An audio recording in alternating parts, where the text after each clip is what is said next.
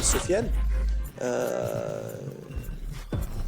شنو نقدر نقول لك؟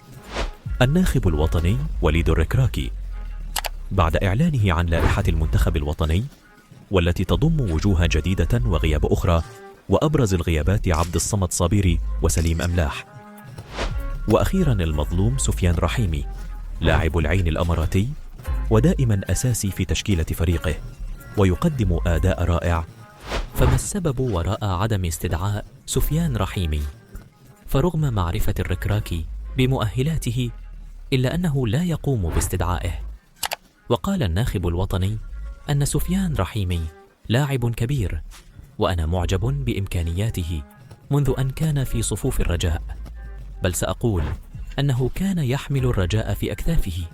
وعبر الناخب الوطني عن إزعاجه من إصرار بعض الصحفيين على السؤال عن السبب وراء عدم المناداة على سفيان رحيمي، واستغرب الركراكي من تلميح البعض إلى وجود مشاكل بينه وبين رحيمي، مشيرا إلى أنه يحاول أن يقوم باختيارات منطقية وواقعية، وأن اللاعب السابق للرجاء سيأخذ فرصته في الوقت المناسب. شأنه شأن لاعبين آخرين يتابعهم باستمرار.